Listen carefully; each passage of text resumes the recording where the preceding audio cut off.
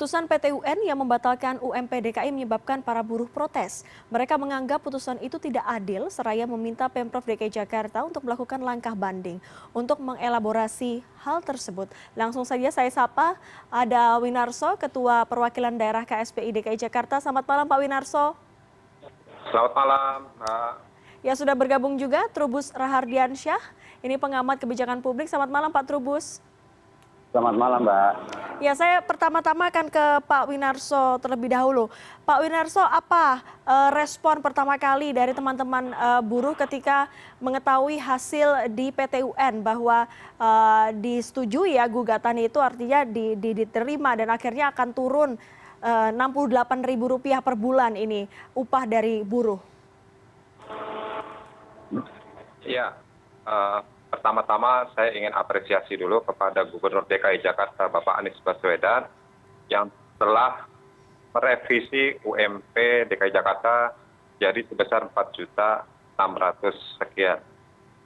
Yang kemudian oleh PT UN diputuskan turun menjadi 4.500.000 sekian. Ada alasan yang mendasar, kami meminta untuk banding terhadap Pemprov DKI supaya mereka mengajukan upaya banding. Karena apa? Segala mekanisme terkait dengan revisi UMP tersebut sudah dilalui oleh Pemprov DKI Jakarta. Yang pertama adalah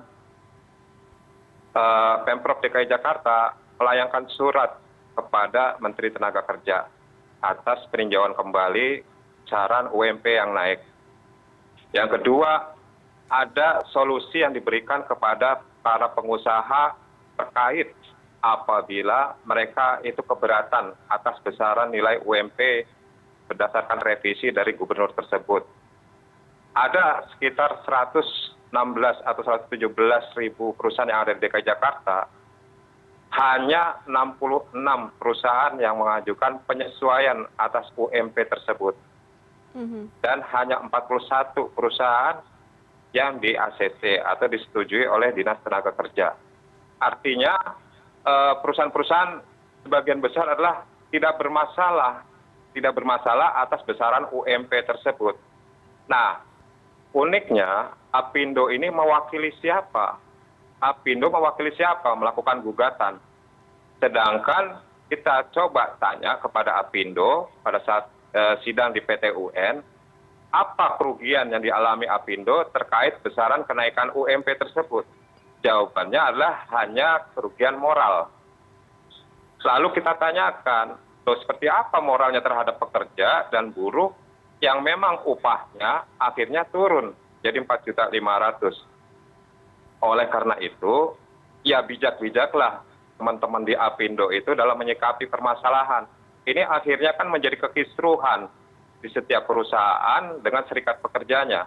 Mereka yang sudah melakukan perundingan dengan perusahaan, akhirnya ada yang menunggu hasil putusan PT UN, ada yang memang sudah menerapkan besaran 4.600.000 tersebut, yang akhirnya nanti menjadi kalkulasi dan menjadi cenderung ada konflik nanti di setiap perusahaan antara serikat pekerja dengan perusahaan. Karena sulit itu perhitungan itu, karena sudah masuk lembur, sudah masuk insentif dan sebagainya, yang akhirnya akan berubah kembali. Ini menimbulkan gejolak di setiap perusahaan. Kira-kira itu.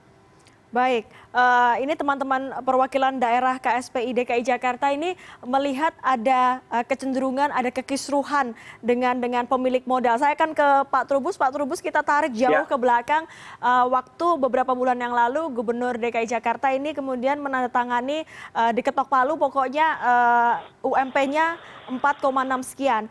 Apa pendapat Anda? Karena saat itu beberapa ahli mengungkapkan bahwa apa yang diambil oleh Anies Baswedan ini kebijakannya nggak populis gitu. Iya, menurut saya apa yang terjadi di masa lalu itu sebelumnya lah gitu, menurut saya memang kebijakan Pak Anies ini lebih menurut saya lebih menempatkan kepada persoalan politisnya ya dari sini sebenarnya. Karena kalau kita lihat munculnya Kebgub 1517 itu sebenarnya kan menunjukkan keberpihakannya kepada buruh, tetapi kan persoalannya kemudian ini dianggap merugikan oleh Apindo lah dari pengusaha, karena para pengusaha merasa keberatan terhadap inkonsistensi yang sudah dilakukan oleh Pemprov DKI. Sebenarnya persoalan itu.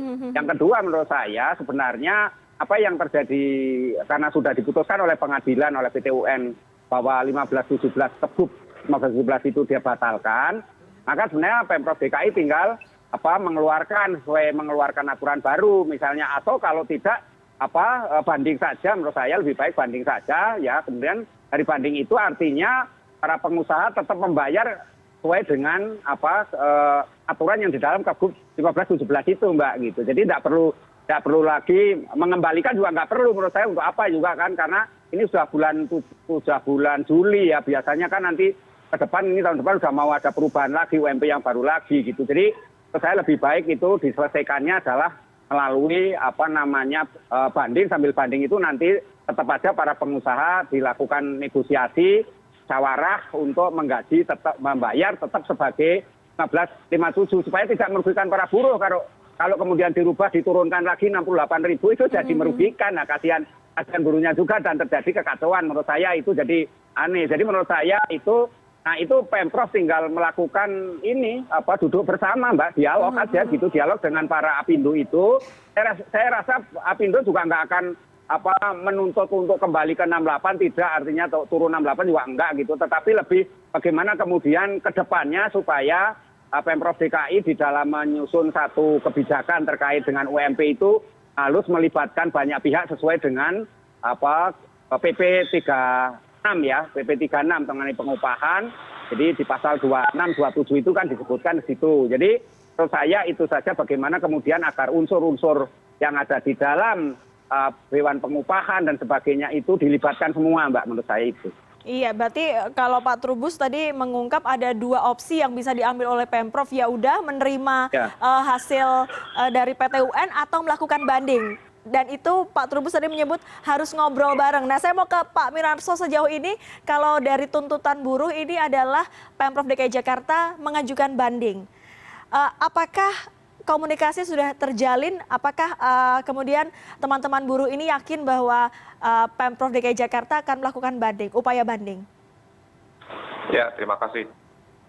Sejauh ini kita sudah komunikasi dengan pihak Dinas Tenaga Kerja terkait menampung kira-kira aspirasi dari teman-teman buruh itu seperti apa. Dan kami sudah sampaikan bahwa kami meminta Pemprov DKI untuk mengajukan upaya banding. Kami juga tidak tahu kira-kira prosesnya itu seperti apa, tapi inilah upaya, ini adalah ikhtiar agar kepastian hukum bisa didapat oleh teman-teman pekerja dan pengusaha untuk kelancaran jalannya perusahaan-perusahaan tersebut, Pak. Apakah sudah mengirimkan surat resmi begitu ke Pemprov DKI Jakarta mengenai tuntutan-tuntutan tersebut, Pak Winarso? Ya, sejauh ini belum secara tertulis kita kirimkan. Baru tadi siang kita sampaikan secara lisan di dalam unjuk rasa, dan rencananya kita juga akan mengajukan secara tertulis dalam waktu dekat ini. Saya mau ke Pak Trubus. Pak Trubus, ini teman-teman buruh sedang mengumpulkan aspirasi, tapi peristiwa ini kemudian tadi seperti Anda bilang bahwa ini bisa menjadi celah ya, bisa menjadi sebuah pemantik begitu konflik antara pemilik modal dengan buruh. Seperti apa Anda melihat harusnya bagaimana Pemprov dan juga pengusaha menyikapi hal-hal seperti ini? Iya, menurut saya ini Pemprov dan Apindo ya, para pemilik modal atau pelaku usaha itu melakukan dialog, Mbak, melakukan dialog secara secara komprehensif, dalam arti bahwa dialog itu dilakukan terus-menerus secara intensif sehingga nanti ditemukan titik temu di mana kemudian jangan sampai buruh itu dirugikan gitu loh, dirugikan dalam arti bahwa mereka harus mengalami nasib di mana ada penurunan soal UMP-nya. Itu yang penting di situ. Jadi didialogkan, karena kan selama ini sudah berjalan, ini sudah bulan Juli sudah berjalan, sehingga pembayaran kan menggunakan Kebub 15-17 itu gitu loh. Jadi sudah sesuai itu. Jadi tak perlu lagi Pemprov bisa menyarankan kepada meminta kepada para pelaku usaha untuk tetap membayar senilai itu gitu sesuai UMP yang tercantum dalam 17 supaya tidak terjadi kegaduhan menurut itu kondisinya. Yang kedua, memang demi kepastian hukum itu seraya memang mau banding ya saya banding saja karena memang celah hukumnya itu. Kalau memang tidak mau banding, ya itu yang penting Pemprov DKI merevisi sebagaimana yang dimaksud di dalam putusan TUN itu gitu loh. Tetapi saya rasa itu kalau mau merevisi ya ini menyangkut wibawa gubernur ya dalam hal ini karena gubernur ketika menyusun kebijakan itu kan sudah melalui pertimbangan yang matang, masukan dari berbagai pihak, sehingga kalau kemudian kalah di pengadilan ini kan soal lain karena itu soal proses hukum ya, sehingga tentu kita tidak pada tempatnya untuk menyatakan apakah proses hukum itu berkeadilan atau tidak, tetapi yang jelas bagaimana kita menyelamatkan buruh, hubungan buruh dengan Pemprov dan dengan pelaku usaha, karena ketiganya ini kan pemerintah, pelaku usaha dan buruh ini kan tripartit ya, jadi sehingga itu aja harus diselamatkan dalam hubungannya supaya konteksnya lebih baik, Mbak, lebih harmonis, sehingga tak usah diturunkan, tetap saja itu dibayar sebagaimana yang tercantum dalam 15-17 itu sampai akhir nanti. Toh nanti pada akhir Oktober sudah akan ada lagi ini UMP yang baru lagi kan gitu. Biasanya kan tiap tahun UMP itu disesuaikan lagi untuk UMP 2023 menurut saya gitu, Mbak. Jadi Pak Trubus kalau melihat dari sudut pandang kewibawaan dari pemimpin DKI Jakarta Anies Baswedan meyakini ya bahwa Anies akan mengambil langkah banding ya Pak Trubus? Iya, kalau misalnya dari sisi wibawaan mestinya banding. Karena dengan banding itu artinya ada waktu untuk proses melakukan negosiasi dengan pihak Apindo kan. Sebenarnya Apindo tinggal dipanggil saja karena kewenangan khusus dari Gubernur DKI sesuai Undang-Undang Nomor 27 ya. Itu kan bisa memanggil, mendialogkan, sehingga yang penting itu kuncinya menurut saya jangan buruh dirugikan gitu aja. Karena kalau buruh yang dirugikan tentu ini menjadi hal yang sangat sangat tragis, miris menurut saya. Jadi dalam hal ini yang penting buruh itu tetap dibayar UMP-nya sebesar yang tertuang di dalam 15-17. Artinya Kebgub 15-17 itu. Jadi tidak usah berubah lagi.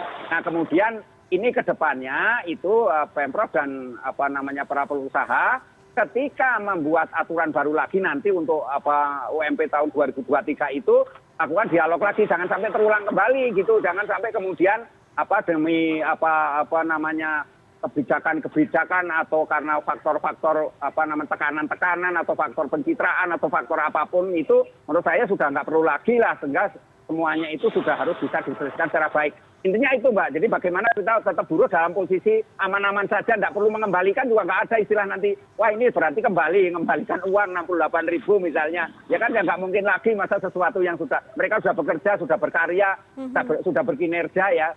Ya Pemprov DKI harus mendialogkan saja. Menurut saya Apindo akan mau itu melakukan ini karena bagaimana juga Apindo juga membutuhkan buruh, itu kan hubungan yang simbiosis mutualistis gitu ya, saling membutuhkan, nggak mungkin kemudian di dalamnya ada sifat menang-menangan juga enggak, saya lihat kelihatannya seperti itu, tidak persoalan menang kalah, bukan kok, Mbak. Baik, ini yang penting win-win solution ya, buruh dan juga pemilik modal dalam hal ini Apindo tetap bisa punya keuntungan masing-masing. Pak Winarso, bagaimana Anda menanggapi tadi pendapat dari Pak Trubus mengenai komunikasi dengan Pemprov, komunikasi dengan pemilik modal dalam konteks menentukan UMP, apalagi Oktober nanti 2023 ya, UMP 2023 akan dibahas. Maaf Mbak, sinyalnya putus-putus di sini, nggak kedengeran. Halo, Pak Winarso bisa dengar suara saya ya?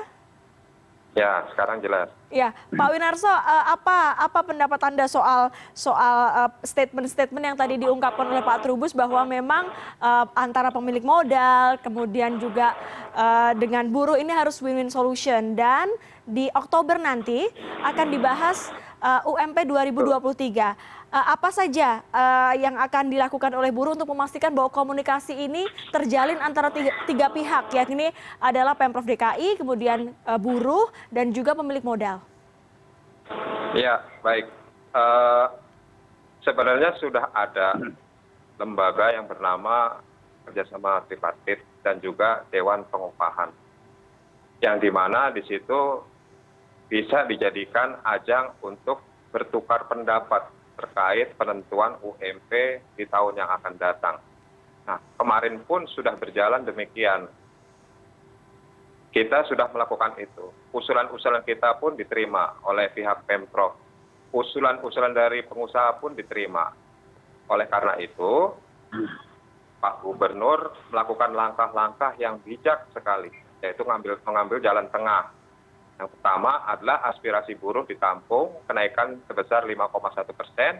Yang kedua, diberikannya solusi untuk pengusaha-pengusaha yang memang keberatan atas nilai UMP sebesar 4.600.000. Nah, kalau menurut saya ke depannya, langkah itu juga harus ditempuh. Ada dialog kepada pengusaha dan juga kepada buruh, kira-kira seperti apa nih? Kan kita sama-sama baru bangkit dari COVID. Yang terdampak itu bukan hanya para pengusaha, tetapi buruh lebih terdampak. Mereka kehilangan jam kerja, mereka kehilangan lembur, mereka dirumahkan, bahkan banyak yang ter-PHK akibat COVID itu. Ditambah lagi ketika penentuan 4.600.000 itu sebenarnya sangat dibutuhkan oleh pekerja terkait tingginya harga sembako. Ya terakhir kemarin kan harga cabai juga tinggi banget. Itu sangat perlu. Sedangkan kebutuhan hidup layak bagi buruh, menurut survei internal kami, seharusnya kenaikan UMP buruh Jakarta itu sebesar Rp5.300.000. Artinya kita juga tidak memaksakan harus senilai itu. Win-winnya adalah silahkan Pak Gubernur menentukan. Nah, ditentukanlah 4.600.000 dan kita terima. Kira-kira itu, Mbak.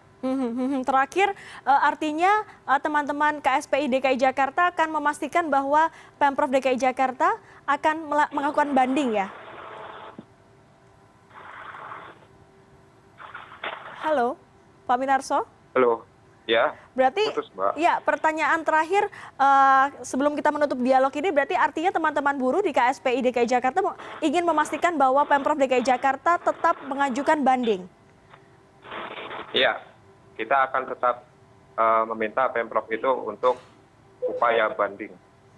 Baik, teman-teman buruh meminta Pemprov DKI Jakarta untuk tetap mengajukan banding terkait dengan putusan PT UN. Terima kasih para narasumber yang sudah bergabung bersama kami pada malam hari ini. Ada Winarso, Ketua Perwakilan Daerah KSPI DKI Jakarta, dan juga ada Trubus Rahadiansyah, pengamat kebijakan publik. Terima kasih sudah bergabung bersama kami pada malam hari ini. Selamat malam.